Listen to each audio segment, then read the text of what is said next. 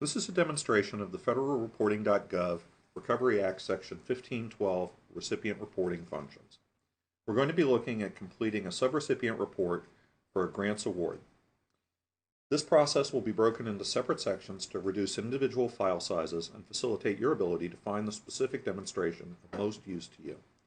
This demonstration is not intended to be comprehensive training or cover all possible conditions that may be encountered in the reporting process. Other sources of information have been developed to assist you in completing your reports. A step-by-step user's guide has been developed. An ongoing list of frequently asked questions is available, covering both policy and technical questions. Recovery Act policy and guidance, including the Act itself and associated guidance such as OMB Memorandum M09-21, exists to assist you. Many agencies have posted specific information on their websites to assist you in reporting as well. There's context-specific help embedded in the reporting tools, and the federalreporting.gov service desk is available to provide technical assistance. Once again, this demonstration is for illustration purposes only. The specific situation covering your report may vary. Any questions between the information in this presentation and official policy or the Act itself must be resolved in favor of those official sources. The first step in accessing federalreporting.gov is to access the site, is to migrate to the site. And you simply type in www.federalreporting.gov into your browser, and that will take you to the federalreporting.gov website. The next step is to log in. We assume that you have already registered with the federalreporting.gov and have obtained your FR PIN. In addition to this, we assume that you've collected all of the information that you will need to complete your report.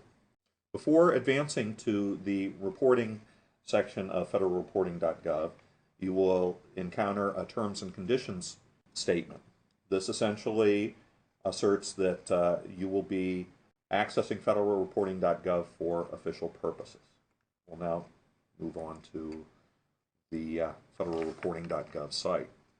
This is the logged in portion of federalreporting.gov. We can see that Regis Smith has logged in and that he has logged in as a recipient user. There's a variety of other useful information on this page that we have covered in a separate presentation.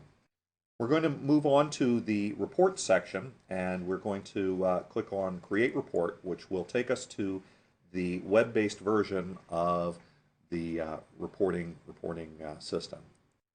As with all reports, you need to begin with the prime award number. Even though this is the subrecipient, you need to have the prime recipient's award number.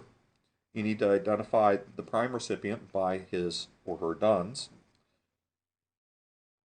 or rather the organization DUNS. You need to identify what type of award is involved, associated with that award, with the prime award.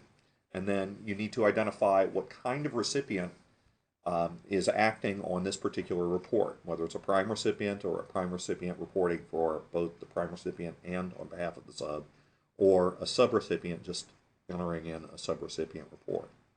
In this case, this is just a subrecipient, so we'll continue on to the subrecipient reporting screens. There are a few pieces of navigation to notice on this particular screen. The first is that there are two tabs at the top, one for subrecipients and one for vendors. The subrecipient tab is for completing the subrecipient portion of the report, and the vendor tab is for completing, for identifying the vendors associated with that subrecipient. So those are the vendors tied, once again, that's to identify the vendors tied to the recipient, the subrecipient, not the prime recipient. The prime recipient would have a separate vendor tab.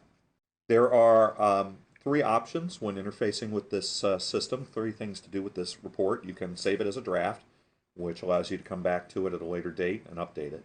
You can submit the report, which formally submits it to federalreporting.gov, or you can cancel your submission and begin again.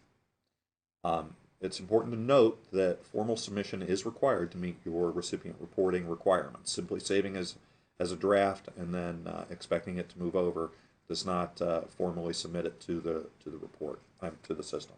The next box is the report information. This is the information that you've previously entered in. It identifies the award type as a grant, It indicates the prime recipient award number. It identifies that the report that you're going to be completing is a subrecipient report, and it indicates the prime recipient's DUNS number. All of that information is important for relating this particular report back to the prime recipient. Now we'll scroll down to the subrecipient data. There are a few other things that are important to note on this particular screen. One is that all of the fields indicated by an asterisk are mandatory fields. Also, there is help on each of these fields indicated by the link in the upper right. We'll click on one of those to show you what it looks like. This essentially identifies more specific details about what that particular field means, what that data entry area means, what we're looking for information in those. And so you'll see those throughout the system. So we'll close those.